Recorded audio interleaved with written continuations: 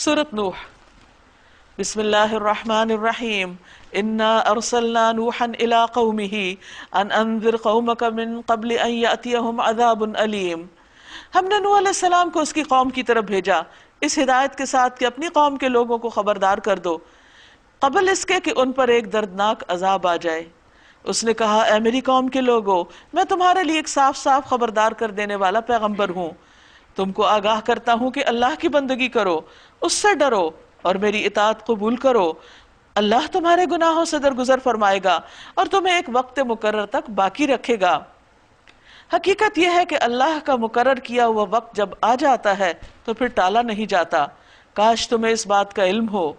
اس نے عرض کیا، اے میرے رب، میں نے اپنی قوم کے لوگوں کو دن رات پکارا، مگر میری پکار نے ان کے فرار میں ہی اضافہ کیا، اور جب بھی میں نے ان کو بلایا کہ تو انہیں معاف کر دے، انہوں نے کانوں میں انگلیاں ٹھونس لی اور اپنے کپڑوں سے منہ ڈھانک لیے، یعنی سامنا بھی نہیں کرنا چاہتے تھے، چھپ جاتے تھے اور اپنی روش پہ اڑ گئے اور بڑا تکبر کیا۔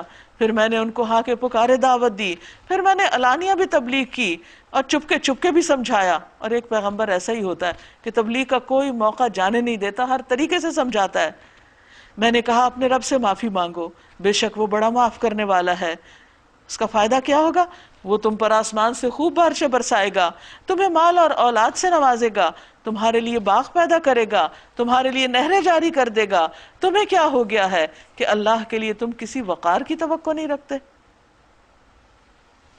یہ استغفار کے فائدے جو نوح علیہ السلام نے اپنی قوم کو بتائے، یہ باقی سب کے لیے بھی ہیں۔ حضرت حسن بصری سے مروی ہے کہ ایک شخص ان کے پاس آیا اور اس نے شکایت کی کہ اس کی اولاد نہیں ہے۔ آپ نے اس کو یہی نسخہ بتایا کہ تم اللہ سے توبہ کرو، استغفار کرو۔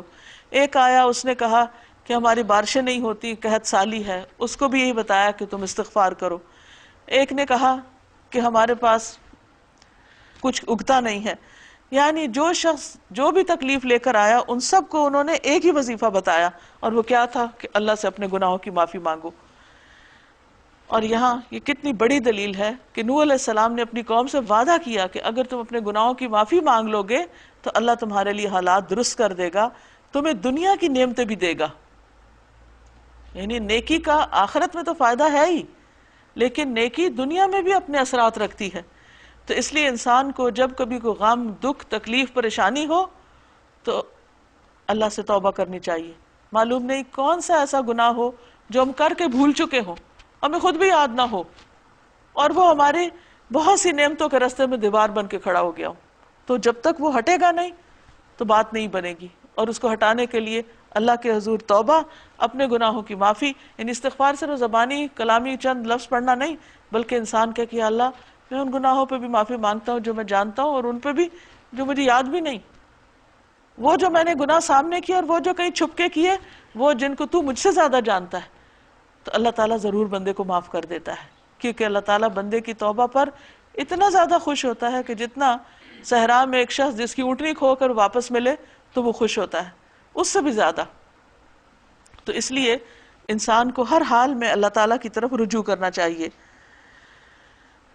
پھر فرمایا، تمہیں کیا ہو گیا ہے کہ لا ترجون للہ وقارا، اللہ کے لیے کسی وقار کی توقع نہیں؟ یعنی تم اللہ تعالیٰ کی عظمت کو اس طرح نہیں مانتے جس طرح ماننا چاہیے، تم اس کو اپنی زندگی میں وہ مقام نہیں دیتے جو تمہیں مقام دینا چاہیے۔ اللہ سے بڑھ کر، اللہ کی یاد سے بڑھ کر تمہارے نزدیک تمہاری اپنی خواہشات ہیں، تمہاری دنیا ہے، تو اللہ کا حق نہیں کہ تم اسے یاد کرو اور اس کے آگے جھکو اور اس کی خوشی کے لیے اب صدقہ خیرات کرو۔ وَقَدْ خَلَقَكُمْ أَطْوَارًا، تم آئے کیسے یہاں دنیا میں؟ اسی نے تو تم کو پیدا کیا، حالانکہ اس نے تمہیں طرح طرح سے بنایا ہے۔ کیا تم دیکھتے نہیں کہ اللہ نے کس طرح 7 آسمان طے بطے بنائے؟ تمہیں بھی بنایا، تمہارے اوپر آسمان بھی بنائے، اور ان میں چاند کو نور اور سورج کو چراغ بنایا، یعنی نفس کی نشانیوں کے بعد کائنات کی نشانیوں سے ان کو سکھایا۔ اور اللہ نے تم کو زمین سے عجیب طرح اگایا، یعنی انسان کا جسم جس چیز سے بنا ہے وہ زمین سے ہی آتی ہے خوراک۔ تو جیسے پودے زمین سے خوراک لے کے اگ کے وہیں کھڑے ہوتے ہیں، انسان وہاں کھڑا نہیں ہوتا ایک جگہ جم کے، اس کو آزادی دی ہے گھومنے پھرنے کی، لیکن بنا اسی خوراک سے ہے جو مٹی سے آتی ہے انسان کے لیے۔